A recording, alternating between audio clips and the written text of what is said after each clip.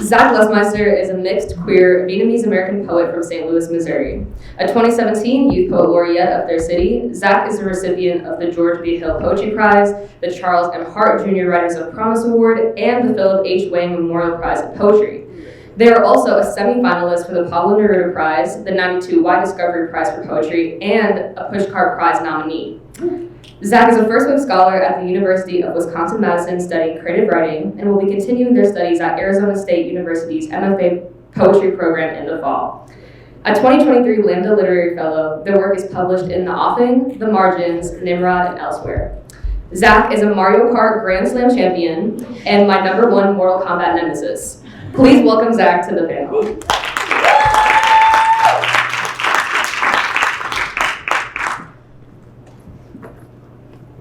Hello, everyone. Thank you so much for being here today. And I hope you all got a chance to witness the brilliant workshop that Jos led us through earlier. Today, we're in conversation with two amazing writers, Tran and Jos Charles. You'll be hearing from them shortly about trans poetics and the power of time. And keeping to time, I will be reading their bios so you can hear from them as soon as possible. Tran is the author of the debut poetry collection, All the Flowers Kneeling, published by Penguin. Their work appears in the New York Times, the New Yorker, Best American Poetry, and elsewhere. They earned their BA in History from Brown University and an MFA in Poetry from Washington University in St. Louis. Winner of the Discovery Boston Review Poetry Prize, as well as fellowships from the Poetry Foundation, Stanford University, and the National Endowment for the Arts. Paul is an assistant professor of English and Asian American Studies at the University of Wisconsin-Madison. Paul is one of the main reasons that I write poetry today. They have taught me and many others to explore our interiority and that what we may find is not only crucial to our poetics, but to us as people. They're not only a jaw-dropping poet, mentor, but also someone I am proud to call family. Please everyone welcome to the stage, the Donatella Versace of poetry, Paul Tran.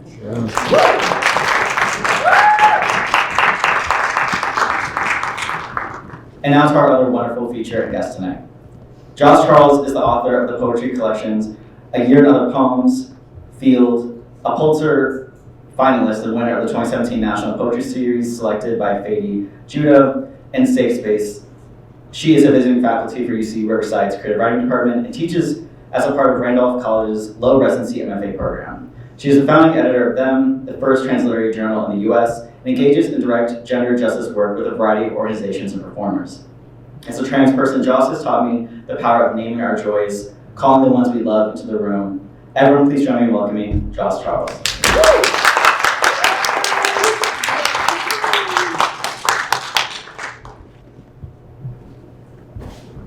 Thanks. Of course. It is so amazing to be here with you all today, and I just want to hop right in. So, Jos, in your book, A Year and Some Poems, you guide us through the months from January to December. And Paul, in your book, All Flowers Kneeling, you take us through the journey of love and survival. I think both are incredibly powerful because as trans people, we're in a constant battle with time. I would like to ask both of you, what is your relation to time as a trans individual and poet, and what has it taught you? Sure. Yeah. Let's see. Calculating. Yeah, okay. I think this is not unique to transness, but it's maybe something I'm thinking about. That there's like a tendency in narrative, especially like kind of like US cinema narrative or something, to move from stability to instability to stability again. Of like that this is how time works, that like we have moments of things being as they are, and then moments of disruption, and then things become anew, are or the same again. Yeah, that's a kind of return. And so I'm thinking with respect to transness, often the narrative, or can be, is like one gender transition, other gender, yeah, which feels like to me. Like copying out to well, it just feels wrong. Yeah, let's just say that. It just feels all wrong. It feels to me like instability from day one.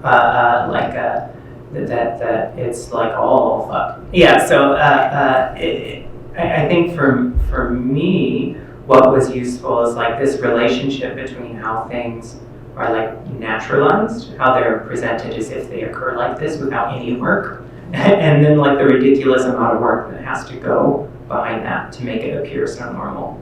So that kind of idea of like, let's say like male to female or something, like, ooh, nice stability male, nice stability female, and then like all that occurs between those hyphens, I guess. And that just feels like the amount of work that men go through to appear to be men, the amount of work that women go through to appear to be women is not unique to transness or cisness, and like it's wrapped up in all the things that we know.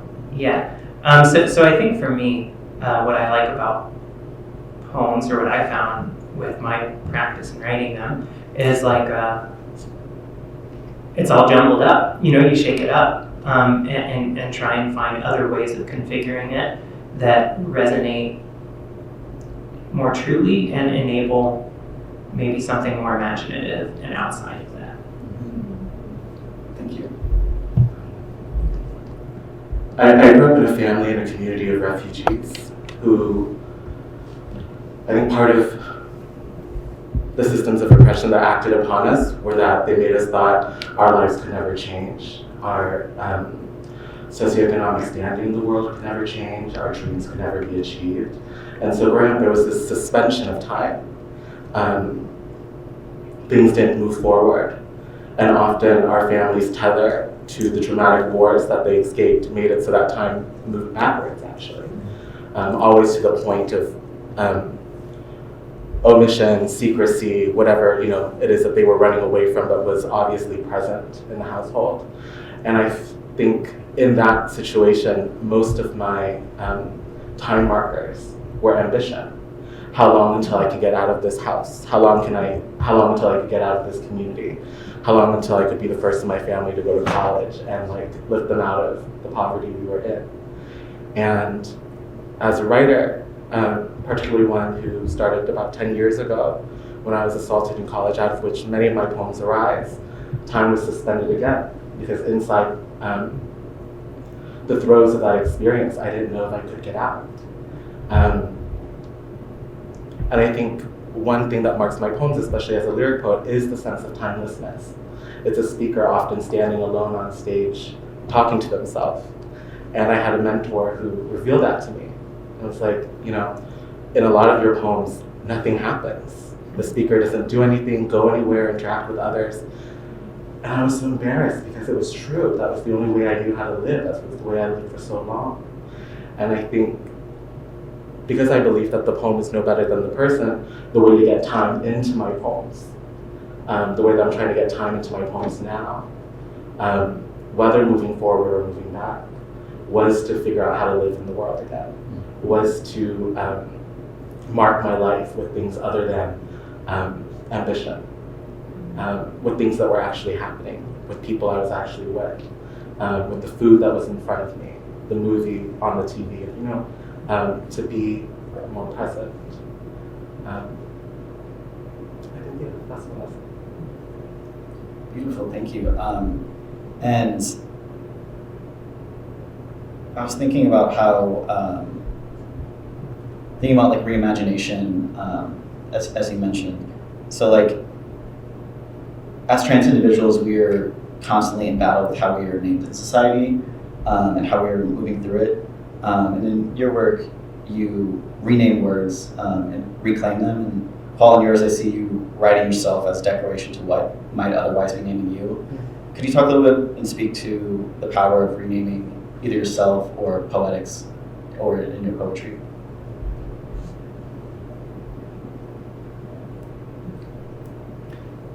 I think respelling is the word I like, because it's I mean this in a really basic level, but also a conceptual one. Because it's for me, it's not felt about rejecting the name that was given as much as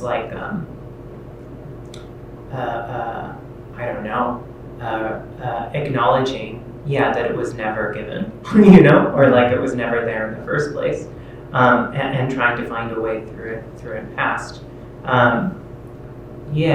So I think like that has to do with joy and that has to do with loss, equally. So like in the case of Field, the second collection you mentioned, that I wrote, I think it was about as much the joy of trying to learn to read as it was about how horrible it was. And maybe that has more to do with like neurodivergence than transness, but they don't seem separate to me. I'm thinking like, I always got words wrong. I always said all my words wrong, and I remember them every time that it happened. Oh, once I said pornograph instead of phonograph, I think about that like every day. I was in 7th grade English. American literature. Oh, geez, what's that? And I remember that experience of like, it was like a system that everyone seemed to be on the same page, you know, and I just wasn't. And it felt not right, often. So then when I first encountered Middle English, which was like, I don't know, junior high in a library or something, it was like a Tolkien transliteration of the Pearl and Sir Gawain, the Green Knight, and some other Pearl poet poems. And just like seeing the Middle English, it's kind of Northumbrian dialect, just was like, oh wow, like wait, like it could have been like this, or it was like this, like and this the standard is not the standard. You know what I mean? Like the standard is all about someone's position on what they perceive as being the standard to try and create a kind of time, order, a rhythm that didn't feel like my rhythm, or just wasn't my rhythm. And so like something about having to see another one that kind of made sense, but kind of didn't, I think did something to my brain very early of like, not just that there are other rhythms, I know this, but that there could be possible new ones, you know, with different shapes and different tendencies.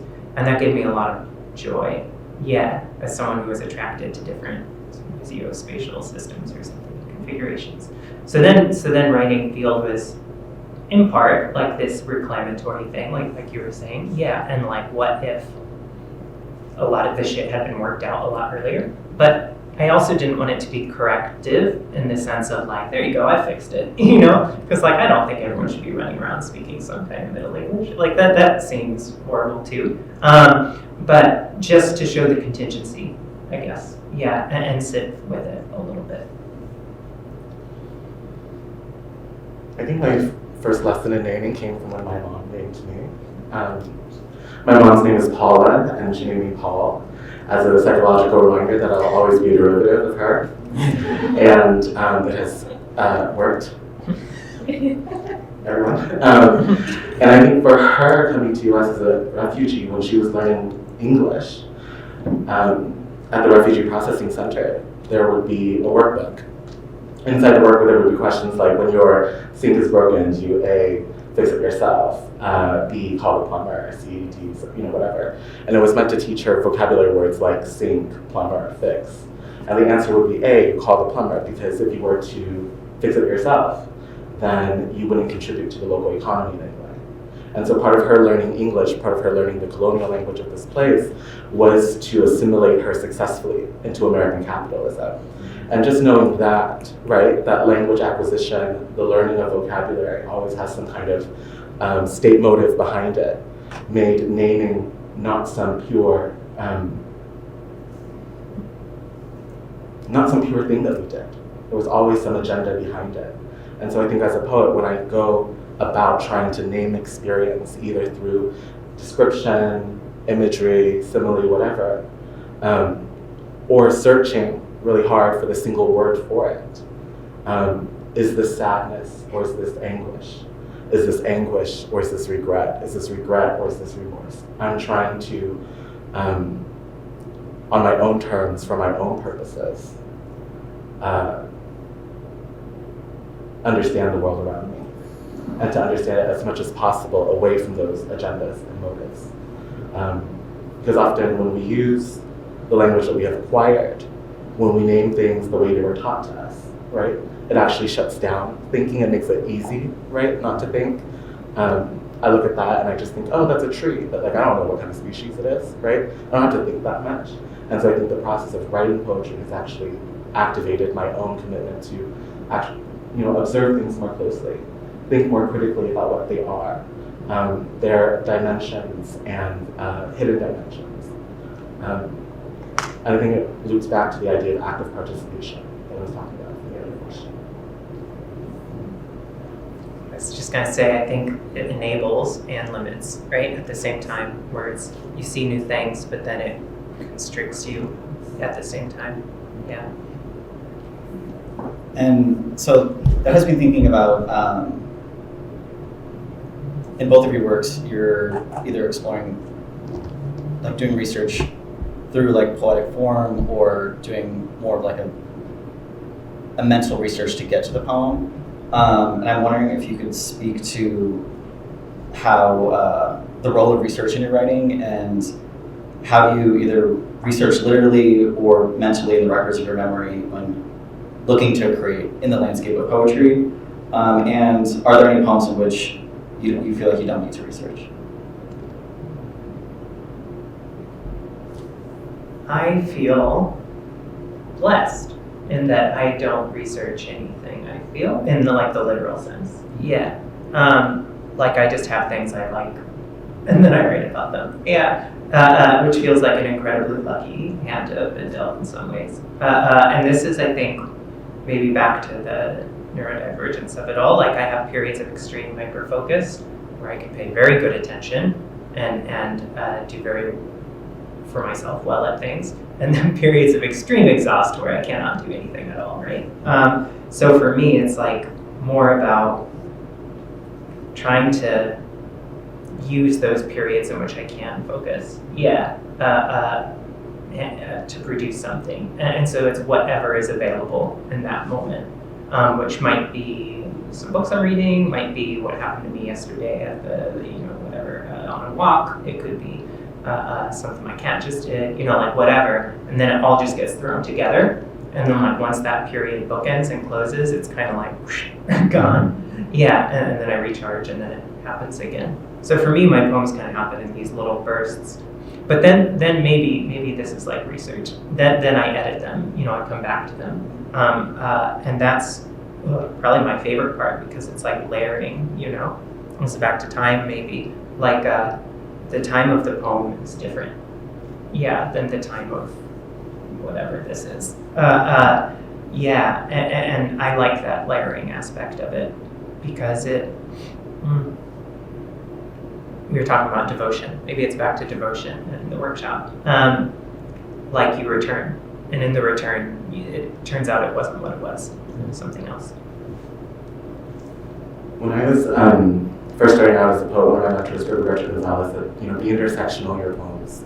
Bring all of your identities and interests into these poems, because you're the only person who's ever grown up where you grew up, with the name that you grew up with the family, with the conditions. And these things, even though they might seem ordinary or meaningless, are what makes you really special. And I look back on my life and I was like, wow, I was a science fair kid. I did robotics. I was on the Olympiad team. My favorite class was art history. And I remember being this 11th grader. Mr. Smith, pulled up the projector and was talking about cave paintings, and was so interested in the handprint. And that was when I was 16 or whatever. And then when I was putting my book together, or writing the poems that would eventually become the book, I kept thinking about that handprint, and didn't know why. A decade later, that was still in my mind, and so Google.com, Wikipedia, handprints, blah, blah, blah. I think research helps elucidate for me why I'm fascinated by something. why I feel a connection to something that was inexplicable in the moment that I felt the connection, right? For that class, I just had to learn the dates, the properties, whatever, to take a test. But then all these years later, I'm looking at it again and I'm like, oh, that was the first instance that we know of self-representation, where someone walked into a cave and saw that the cave had been painted with horses, cows, bison, and had this miraculous idea that if I mix these shells on the ground and take this hollow bird bone and like blow my mixture through it, but like on my palm, I can make this print and like imprint myself next to these animals. Like, that fascinated me. And I think as a queer and trans poet, as someone whose subjectivity, whose voice I had never seen in literature before, the question of self-representation became so interesting. Why did I want history to remember me? Why do I want the historical record to know the people that I grew up with and love and respect and admire? And so that hitherto seemingly negligible moment in my life through research became really potent, had incredible poetic potential. And so I think that's where research comes in, is to help me understand my own mind, my own fascination. Sometimes it gives material for the poem, sometimes it doesn't. But often it's fun to see my brain excited by something. Because you don't know what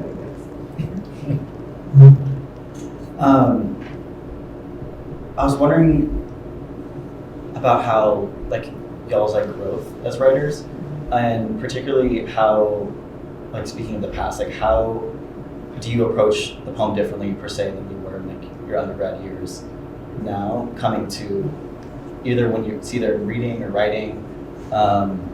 Has your relationship with poetry changed for the better or worse, or no ways?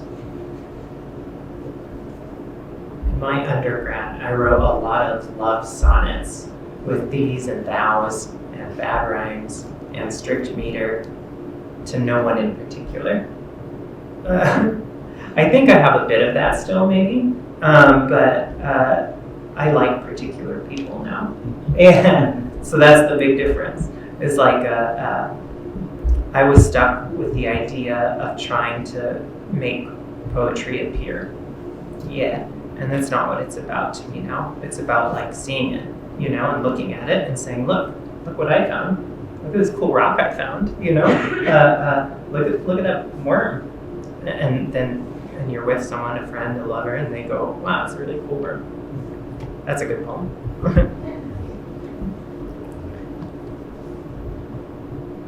I think I started writing in earnest again 10 years ago when I was assaulted my junior year of college. And at that time, because Department of Public Safety, the Office of the Deans, no one would believe me or take me seriously, a lot of my work early on came out of that imperative to be believed. And so as a spoken word poet or as a slam poet getting up on stage with 3 uninterrupted minutes, I used that, dive bar, that auditorium, wherever the venue was, as the forum for justice that I thought I should have had. And that was because it was 3 minutes where no one could stop me. It was the only place where I felt like people believed me. And that desire to be believed marked so much of my early work. And it really implied that I did not believe myself. And so if you go back, you can see the deep insecurity of the person who wrote it. That I used, all I knew about poetry, description, specificity, whatever, towards the enterprise of proving that I was human, proving that this thing happened to me, asking people to care. I felt really grateful that with time, I no longer hold that inside me. That I don't really fuss anymore over being believed because I know what happened to me. That I don't fuss anymore over asking people to care because I've started finally to care about my own life. And so the poems changed in that way. Whether the poems are more indirect, right? Like I write about a handprint on a cave wall as a way of writing about self-representation and leaving something behind. Whether I write in the voice of babies rhesus monkeys who've been separated from their mothers as a way of tackling my own distance with my mom after what happened. I think the poem is really no better than the person. And even when we try to deny or cover up how we really feel about ourselves and about the world, to make the poem as beautiful as possible, you know, the poem betrays us. Anyway, the first draft certainly betrays us. And then even in revision, when we apply all of our knowledge to make it so into a poem, it still betrays us. And so now I just, if I don't want the poem to betray me, I have to work on healing myself. And so that healing precedes the poem. And it gets recorded as the poem.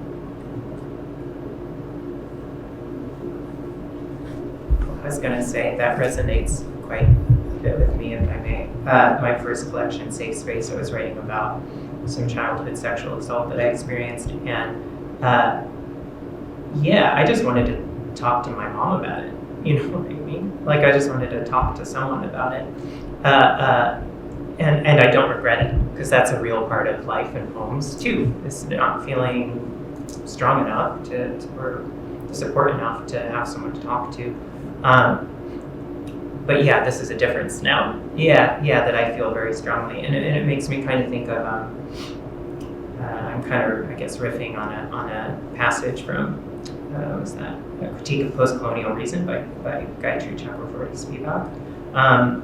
And like, I don't, yeah, I think I used to have this sense of like giving voice to the voiceless, like the part of me that hasn't been said I want to say. And now it's like, well, once you have the position to speak and be heard, you're not voiceless, you know? Like you're all here listening to me. So like what, like, no. And so the shift happened of like, that's not what I'm doing. And the word she uses in the Critique of Post-Colonial Reason is informant. I'm just like informed, you know? I just like had something happen that now I have a personal direct experience to. But, and I'm misapplying it to a new context. She's very much talking about, you know, about something specific. But I just know something about it, you know, and not to have the presumption that it bears that kind of weight, and let it be material or not material to the poem. That, you know, it's again about maybe look here, you know, more than it is about like I'm going to capture, you know. That seems like part of the problem, maybe. Yeah, I resonate so much with what you said. I think when I first started writing similarly, I was so obsessed with trying to name parts of myself that I felt like weren't being named either by myself or by society. And then once I finally felt like I reached that destination of naming, I found myself in a place of, okay, so like what do I do now? Like, I got on the stage, I wrote the poem, and then my relationship with poetry had to change. Like, I had to become the version, and I had to write everything that I wanted to write so that I could write what I needed to write. And I was curious if you had any words of advice to maybe other trans writers or younger writers in maybe a similar space who are starting out in their journey of poetry, who may feel like they're stuck in time, or if you had any words of advice to them.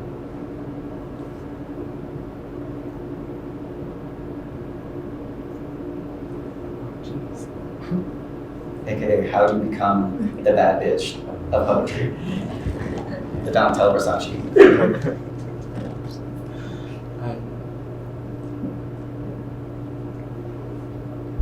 I feel like that latter part was addressed to you, not to me. I'm not the bad bitch of poetry. I'm good. I'm a good Christian girl. Yes. I mean, off the top of my head, I just think, like, so many times when I stood at the precipice of whether this is all worth it and whether it's just going to get harder being alive, what has seriously kept me going was the idea of the next poem, the next thing I wanted to do. And so my real advice is just to keep writing that next poem. I think when I first started, I wanted my poems, like I wanted to write the poem and have it be perfect and done as some kind of evidence that I was talented or had brilliance or was over what it is that I was writing about. And then it occurred to me, very embarrassingly down the road, that wow, I was just writing the same thing again and again and again, in part because I wasn't allowing myself to explore, I wasn't allowing myself to doubt. I had come into the poem with a conceived notion of what it had to be because I had this conceived notion of what I had to be, right? A survivor, excellent, an example, whatever. But to let those things go and just continue to write poem after poem, and to exist in a world where other people are publishing their poems, and to read them, and to, I say that not in this, corny way, but that when the people I love, for example, come out with a new book, I stay alive long enough to read that book. And then I think about, wow, I really want to teach this poem from this book. And so I stay alive long enough for the semester to start, to put it on the syllabus, and then stay alive long enough for the week where that unit comes around to share it with my students, and then stay alive long enough to see them react to it. The world does get harder, and the things that I thought I'd be over by now have not really been over. But just putting my faith on that next poem has made it bearable. Yeah, maybe the only thing I'll add, and because it's something I learned, not something that I'm above, something I learned because I'm beneath it. Meritocracy is a lie. It doesn't exist, and so I think I have this feeling because, I don't know, the first 10 years or something of writing, I didn't really, I'd occasionally get something published on some website that disappeared 2 weeks later or whatever, and this was what writing was. And I've been very fortunate and blessed, I feel, to have the work, to be here, right? To have the work received in any kind of way. I'm very grateful. But that there's lots of people who also work just as hard who don't get it. And I think especially when inflected with other kinds of disempowerment, along the usual way, it can get really discouraging and I was very insecure. What's wrong with me? What's wrong with my writing? How should I change my writing so it can be published? This kind of stuff. And that's kind of nonsense. Don't change what you are, right? The people who I think last, whatever that means, keep doing what they do, right? And then until people have to listen.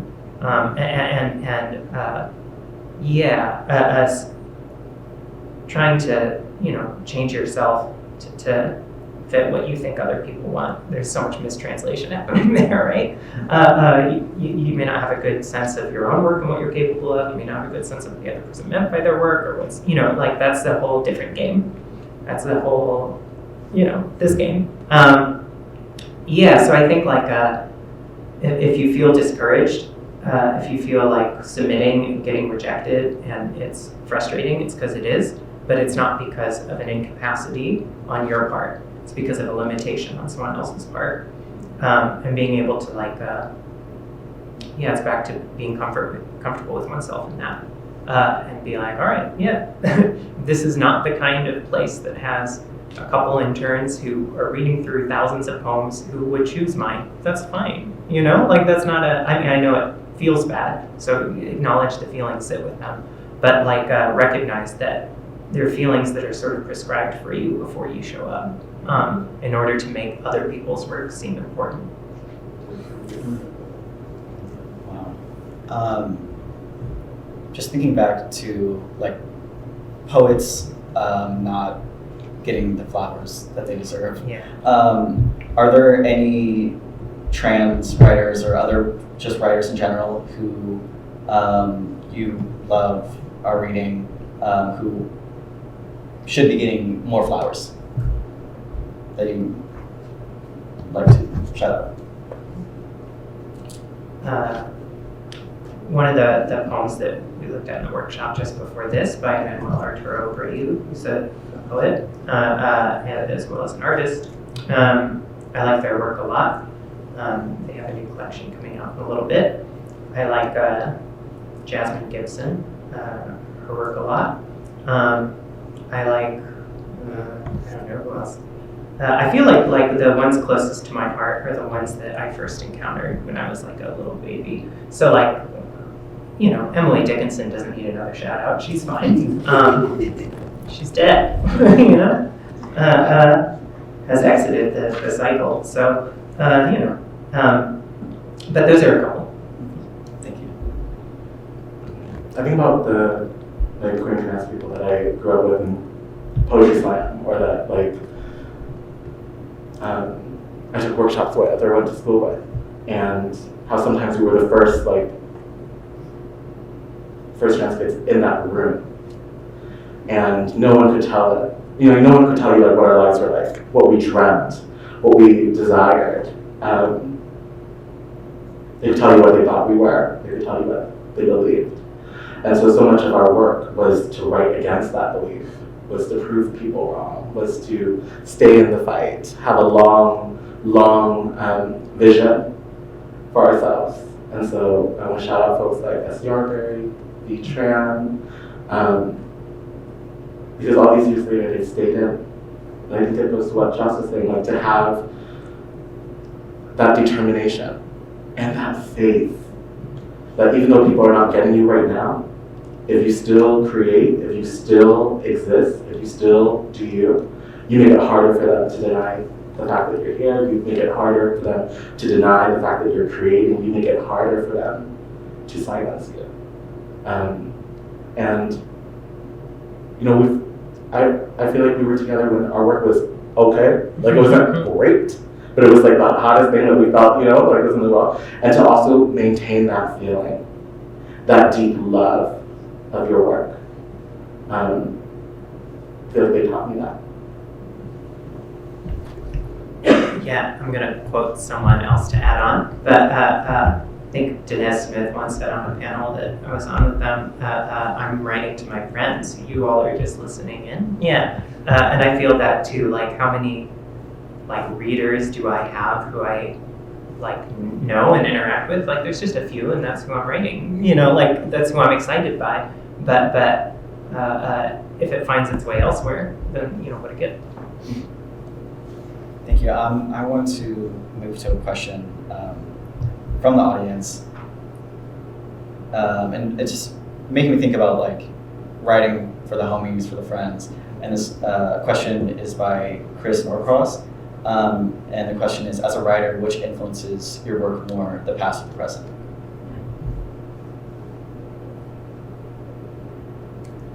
And I would add the future.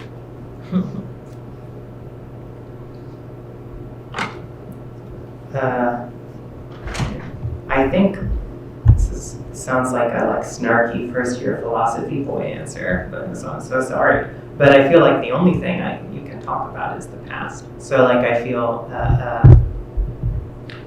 that like this is back to representation. Like representation wars with representation. The reason why self-representation matters so much is because the self is not represented, right?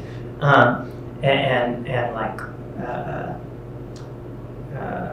same with the past, really. Like that it gets settled, you know. And I use that word with this full weight. Like it gets rewritten, you know.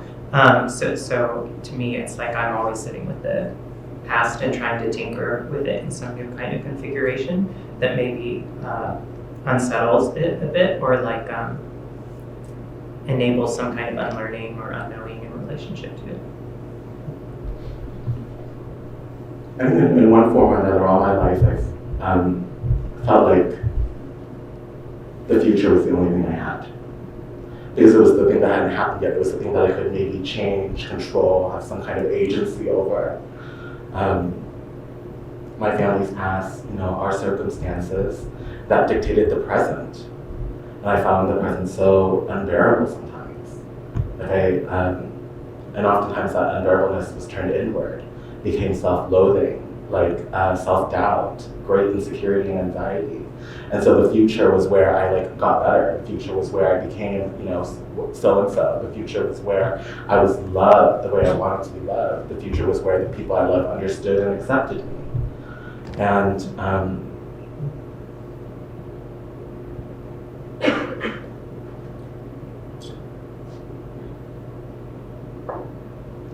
there came a time where that didn't work anymore.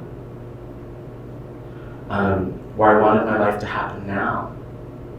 And I didn't want to put all my hopes and dreams in a space on a horizon that I was always running towards.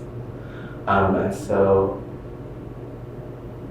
to answer the question, I think now I'm trying to create poems that come out of the present. What Jos was saying, what I'm looking at, what I want to inform people about, that I'm presently occupied with. That doesn't mean the past goes away.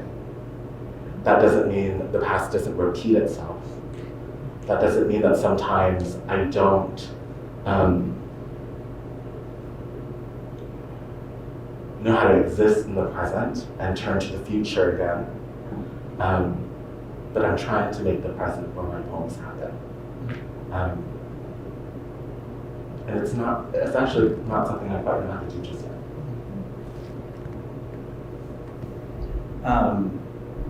Thank you so much for that. This is another question from the audience, and it is from Asura Tayabji in Thinking About the Present. What poem, project, collection are you getting ready to write, and how do you prepare yourself to write something you know is going to be challenging?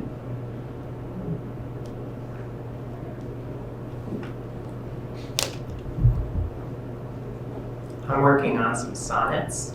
It's a little sonnet cycle. And like all sonnet cycles, what obnoxious thing to say. Like sonnet cycles often are. It's to a beloved and one who passed away. And I realized I was writing it partway through writing it. So maybe it wasn't really a plan. It was a thing that happened.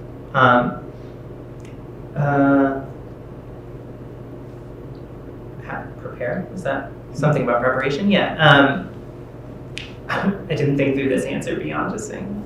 And I think, I guess there was no preparation. Yeah, it just came, and then I saw the shape of it. I didn't even think they were sonnets. I thought it was just like more poems. But then they all started to look like sonnets, so I thought, I guess I'm writing sonnets. I think I'm doing a lot of returning. To childhood too, and so it's maybe back to undergrad Jos, who wrote these eval sonnets, and trying to find a way to take what I've learned, go back through that a little bit, and take all that great, empty, opaque imagining, and bring it back down to the world a bit. But I don't know how to prepare. It's slow work.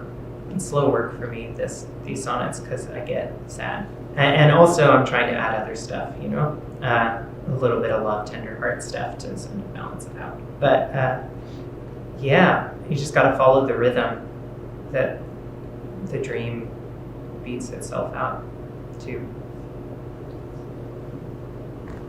And when I finished my first book, there was this immense freedom that I felt.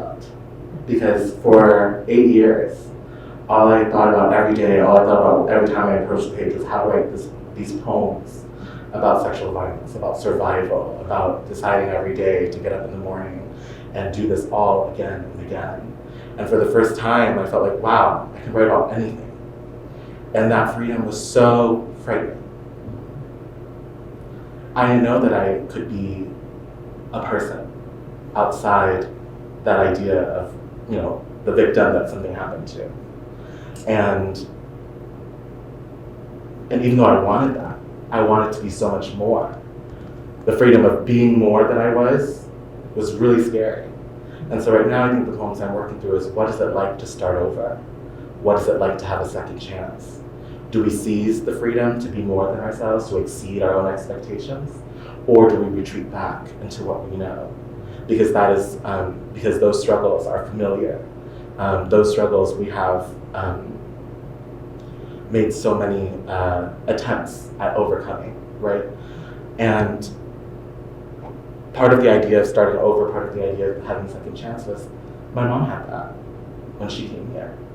And so I'm kind of trying to figure out what, through these poems, life was like for her, coming here, learning a whole new language, renaming herself, trying to find a kind of freedom that she did not have in her home country, and my own starting over. And I think what has been really difficult is, if I write, for example, these poems about my mom, and then I understand her, and I get to know her better, am I going to forgive the things that were done? Am I going to forgive the lack or absence that I depend on so much to know who I am? That so much of my identity is like rested upon? Like, oh, for so long I blamed like my hesitance to fully transition myself into the form that I know that I want, because she didn't accept me. And so, so there's this poem I'm working through where it's like, well, have I not done that because I'm afraid she won't accept me? Or do I need her not to accept me in order not to do this? And figure out that, oh, maybe all my shit doesn't change after I do this. Like, maybe it's still hard to be loved. Maybe it's still hard to be accepted. Maybe it's still hard, to want to be seen and understood by someone. Maybe none of that, what if none of that changes? And then I lose my family and all these things. And so part of fear, yes, is understanding her. And then the greater fear, the greater thing is, wow, understanding myself. And so that's, but that's something I tell like the young poets I work with all the time is, when you write what to me feels like a true poem, you understand everything more clearly. Do you want that understanding? And oftentimes it's not like the thing that prevents the poem from feeling done isn't, oh, that it's not crafty enough, that it's not a good poem, it's not whatever. It's us. It's our own fear of clarity and illumination. Thank you. I think I'm going to ask one more question before we turn over to the audience to see if there's any more questions. And this is from Do You Get Lost? And she asks, what are some of the teachers that aided the process of your poetic journey? And what are some artistic influences on your work?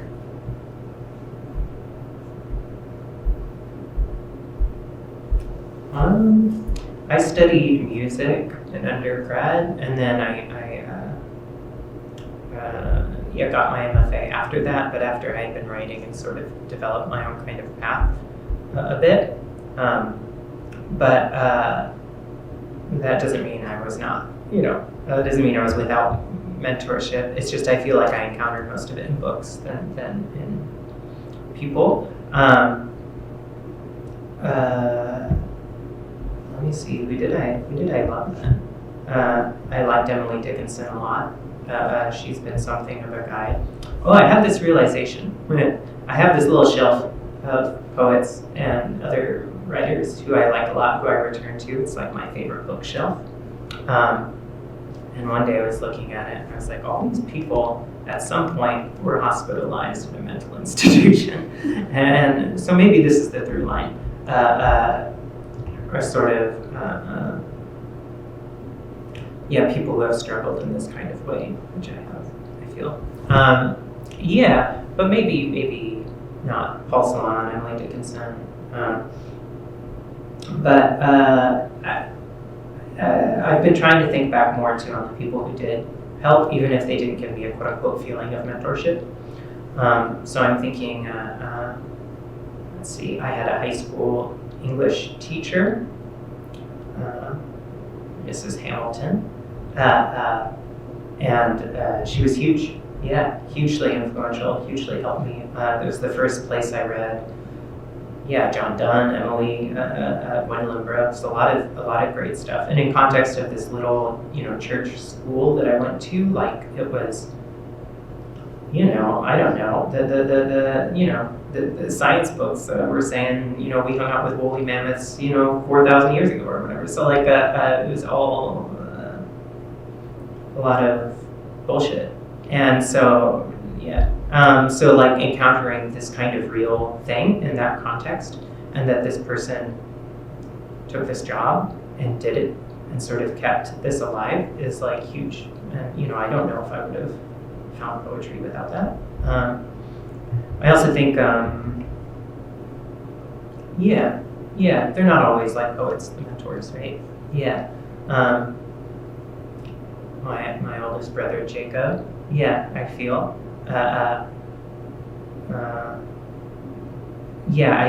spent most of my time alone, but I remember one summer, he let me come in his room and I'd watch him play Diablo 2. That was a good moment. That taught me a lot about poems. And he'd played the Kinks and David Bowie, things like this. And up until then, I'd only really heard Christian rock music, so it was, wow. That was nice. Shout out to Jake. I think a lot of the mentors I had, I didn't understand the impact that they would have on my life, like as it was happening. So like 11th grade AP English, Miss Gabay putting the Louis I in front of me, and allowing for myself to see for the first time something that happened to me in childhood in literature. And in the middle of reading that book, to hear Toni Morrison's voice in my mind say that beauty is not something to behold, it is something one could do, liberated me from my own feelings of self-loathing, ugliness, like this thing happened to me because I just, deserved it.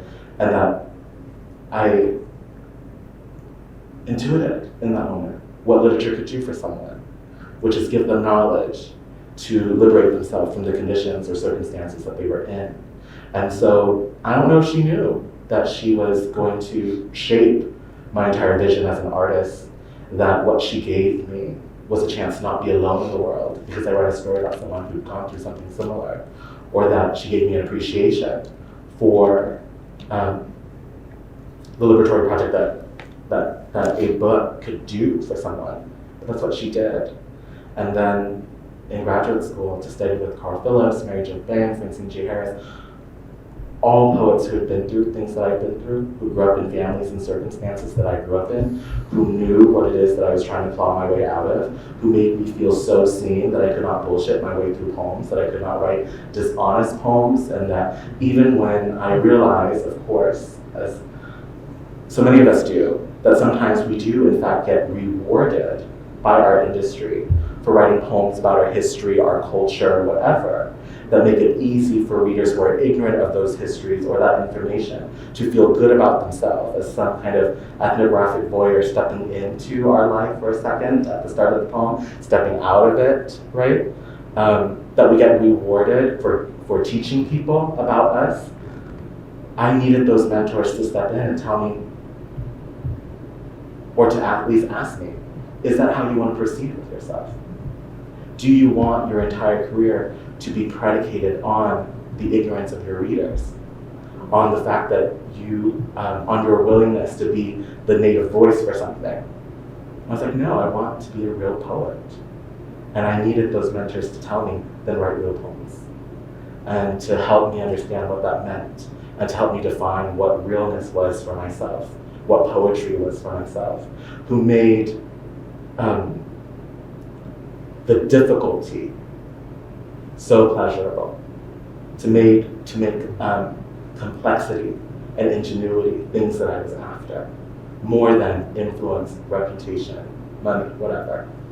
And so the mentors, I recognize them now because they were the people who challenged me to grow. And oftentimes when I didn't even know they were doing it.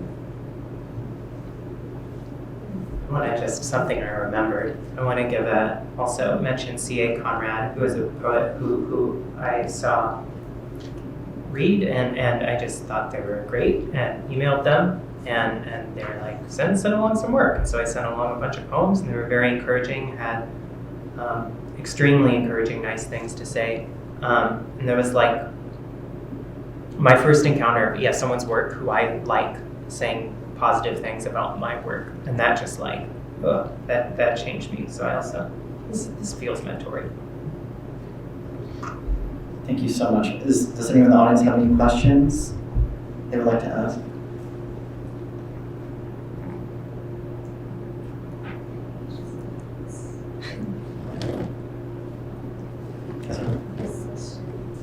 This is going back to something Josh maybe touched on earlier, like how we typically like expect a narrative to go, like instability, stability, stability again, and Paul, what you said about a sort of healing narrative, like I was hurt and then experienced hurt and I'm healed at the end. Is there a way that you both have grown to maybe subvert that narrative in your poetry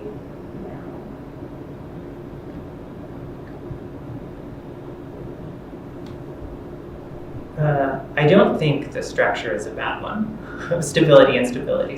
I think the like presumption that it's normative is a bad one, right?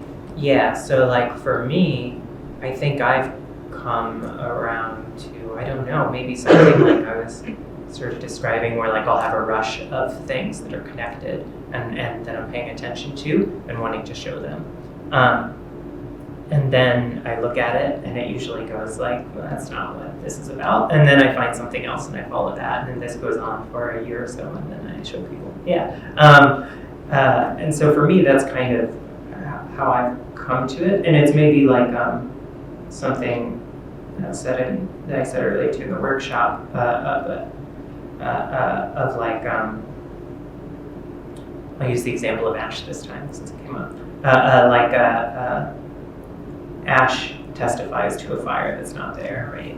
So like it's a weird remnant, and I think maybe that's what I want out of my poems now, some kind of like weird remnant of the thing, and like sitting with that enables new things and a new relationship to the thing, such that I'm no longer sitting around going, can you believe this fire? Can you believe this fire that happened that ruined all my stuff? It's more like, look at all this stuff I can do with this ash, you know? I think when I was an undergrad, it took that terrible experience to make me realize that being a minority student, be a student, underrepresented at a school, I had to be excellent in order for people to care about me, and that when I was not doing well, they called me a liability, and so for them to feel comfortable again, I had to overcome whatever it was that was making my education challenging. And so that, what Josh was saying about the normalization of going from instability to stability, it was not for me. It was to make other people feel good. It was to make other people feel like I deserved whatever it is that their office was supposed to offer me. And that is the triumphant narrative that so often gets placed on us in life, right? You grew up in a situation, you get out of it. You're going through something, you get out of it. But that's not what our lives are like. But if you look at my early poems, oh my God, did it cleave to that kind of structure? I would present the adversity, the predicament, the whatever, and at the very end, it's like, I will survive, I will win, I will da-da-da-da. And you could see how I was trying to use poetic devices to convince myself of that outcome, right? Even just the anaphora, I will, I will, I will. The I will is future tense. It hasn't happened yet. I can't actually prove to you that I will do that thing, but that was the thing that I wanted. And so were those poems honest? No, because I couldn't tell you what the future held. But were they honest in the other sense that I wanted that future, that I wanted the thing to be over, that I wanted myself to like reach stability again? Yes. But now, I want the honesty to be the thing that I say, not to be like the interpretation of it, if that makes sense. Like I don't want to use poetry to cover up my own dishonesty. Like I want to look at things the way they are right now. And so if something is unstable, for example, let the poem stay in that instability. I'm not going to pressure myself to find a way out. I'm not going to pressure myself to arrive at revelation. I'm going to allow the poem to reveal me to me in the present moment as I am. And that requires being okay with who I am and being okay with seeing where I'm at truthfully. You know, I ran my mouth as a young poet about being about the truth, but it wasn't always the case. And so now I'm trying to live up to those ideals. And I think it's not so much that we need to forego structure altogether, but to understand our investments in some structures. Why are we invested in a triumphant narrative? Why are we invested in the redemption story? Why, stuff like that. Because it eliminates the opportunity, I think, to see things more clearly. Thank you so much. I believe that is all the time we have. Thank you, Jos and Paul, for an amazing conversation. So that's that one.